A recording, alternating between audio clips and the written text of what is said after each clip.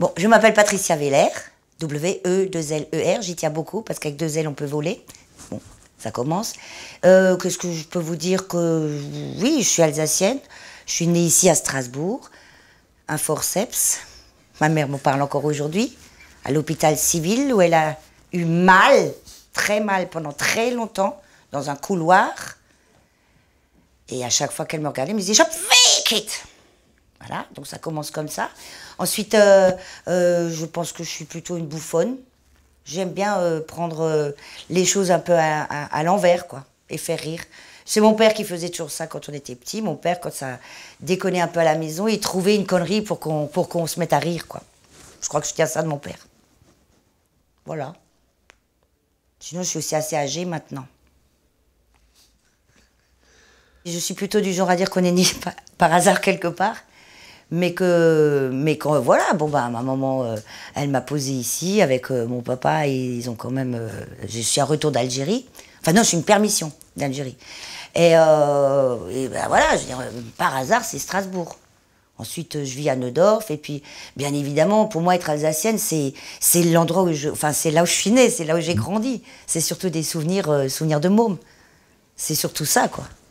Quand on me demande, à l'extérieur, quand on me demande, d'abord je frime un peu, je dis que je suis très fière de cette région, bien sûr, qu'elle est très belle, que les gens sont formidables, mais c'est pas toujours vrai. Je cherche toujours l'humanisme rhénan, en fait. On m'a toujours raconté qu'on était quand même à la croisée, qu'on était un peu, oui, bah oui, la capitale européenne, donc je suis née là-dedans depuis que je suis toute petite. Mon grand-père avait participé à la première construction du Conseil de l'Europe, le premier bâtiment très vilain. Et on se sentait comme ça, on disait toujours qu'on habitait comme dans une région très importante où les gens étaient passés de partout. D'ailleurs, j'ai de la famille polonaise, mon grand-père maternel, je sais pas, il a fait un séjour en Russie, je sais même pas exactement pourquoi. Ma mère est allemande, enfin, on avait un peu l'impression que ce qu'on nous racontait toujours, c'est que le Rhin nous a tous ramenés par ici, quoi. Et moi, je pense que je suis attachée à la région parce que c'est là où je suis née. Et c'est là où j'ai grandi.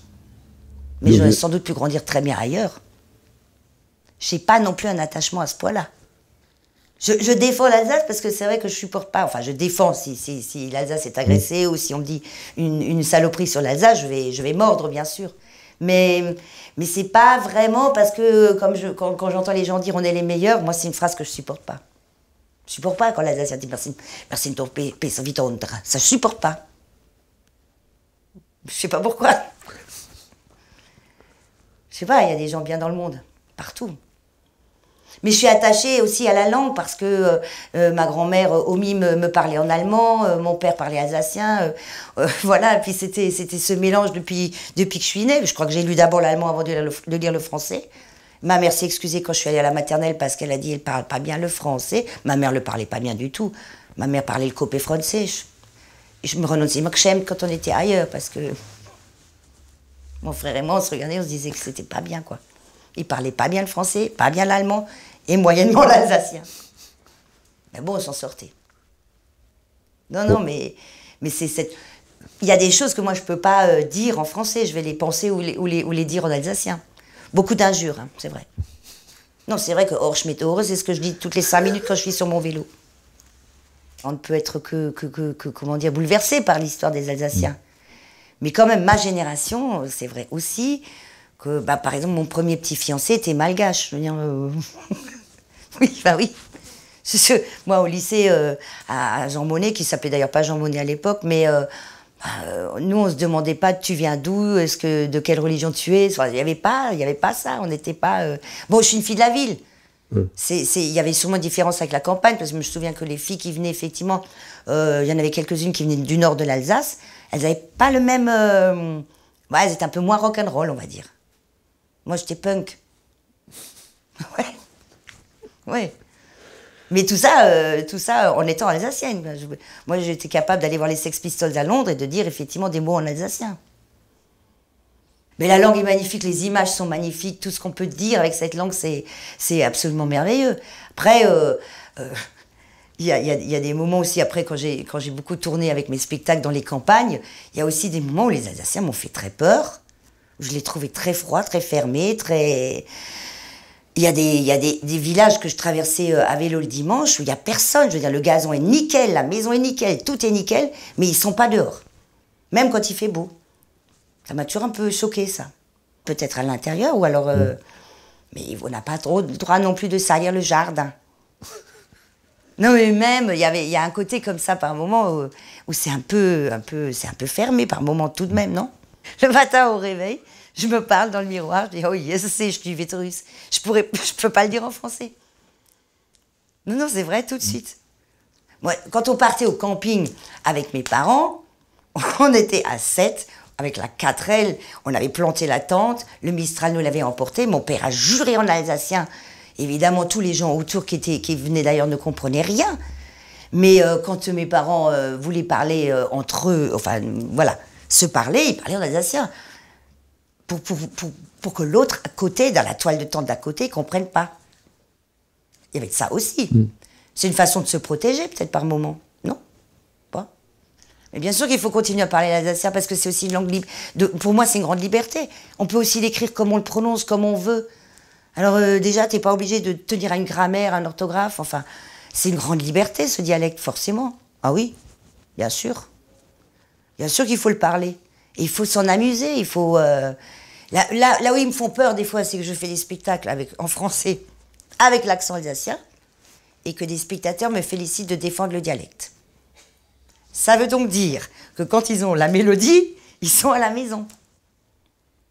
Il y a un peu de ça. Non, mais c'est vrai, j'ai eu des compliments parce que je défendais le dialecte. Et quand je leur dis, mais non, c'est du français avec l'accent, ils me disent, mais non, ouais. Non, c'est marrant, ça. Quand même, on est un petit peu à part, quand même, hein, franchement. Mais bon, en plus, moi, je parlais d'abord l'allemand avant de vraiment parler l'alsacien. Et j'ai l'impression, quand tu es petit, tu peux apprendre tout plein de langues de toute façon. Bon, après, c'est aussi la langue de ma maman. Sans doute que ma maman me prenait dans ses bras quand j'étais bébé et elle me parlait avec des mots alsaciens. Je pense que tout ça, ça continue à résonner, bien sûr. Bien sûr, mais encore qu'elle est protestante, donc elle ne s'épanche pas trop non plus. Mais j'espère qu'elle ne verra pas ça. Par exemple, moi, j'ai toujours apprécié le fait de traverser le pont, traverser le Rhin et de parler immédiatement la langue d'en face. Et de réfléchir dans la langue d'en face, et tout ça, c'est normal, quoi. Tout ça, c'est... Et ils me font rire. Ils me font rire, les Français, des fois, quand ils disent oh, oui, mais l'Allemagne, c'est pas loin de chez vous. Bah ouais, bah regarde la carte, oui. Oui. Mais on n'est pas des boches pour autant. C'est comme ce qui te revient souvent. Alors, vous êtes un peu boche, non? Oh, pas boche. Non, mais c'est... ça doit être lié à beaucoup de choses. C'est lié aussi, je parle de l'enfance parce que ça doit être les premiers mots qu'on entend peut-être aussi, enfin je sais pas, ou même, je pense que c'est, moi par exemple une Windstube en Alsace, c'est comme rentrer dans le ventre de la maman. C'est très curieux, c'est comme si on se protégeait de nouveau. C'est très bizarre, ça me fait toujours cet effet, j'ai l'impression qu'on est dans le ventre. On ne demande pas aux autres d'enlever leurs particularités ou de gommer quoi que ce soit. On ne demande ça à personne. Donc nous, on n'a pas à gommer non plus. J'ai vu un jour je pense à ça maintenant parce que j'ai vu un jour un producteur parisien qui m'avait vu en spectacle. Il m'a dit « Oh, ma cocotte, c'est formidable, quelle énergie, c'est formidable !» Et bon, déjà, il m'avait appelé cocotte, ça passe pas. Et je lui ai dit que j'avais un prénom. Mais il m'a dit dans la foulée... C'est très bien ton truc, c'est vraiment très bien, mais tu me gommes cet accent germanique de merde. Moi, je me suis toujours amusée à jouer ces personnages qui ne parlent pas bien le français parce qu'il y a des fautes, il y a des traductions qui ne collent pas. Enfin, je veux dire, il y a un esprit quand même... ma mère, elle parle comme ça. Hein. Ma mère, elle continue à faire des fautes drôles, très drôles. Mais il m'a fâché. Je me suis fâchée quand il a dit « Mais tu me gommes cet accent germanique de merde !» C'est pas juste accent germanique, ouais. De merde. Mais non, mais il faut continuer à le parler. Et à le mélanger, à faire du rap avec de l'alsacien, à faire du... il faudrait... je sais pas, il faut qu'on continue, C'est la langue de la liberté. Pour moi, en tout cas. C'est une forme de liberté. T'es pas obligé de te dire « Ah non, là, il faut que je mette un truc. » Et puis, c'est une forme de liberté. Puis comme les accents sont différents, dans le Sungo, c'est pas comme à Wissembourg, c'est génial, quoi. C'est génial. Moi, je trouve qu'il n'y a pas pire que de gommer les accents, d'ailleurs. Moi j'aimerais bien qu'on reste quand même un peu pas comme les autres. Ça me ferait rire.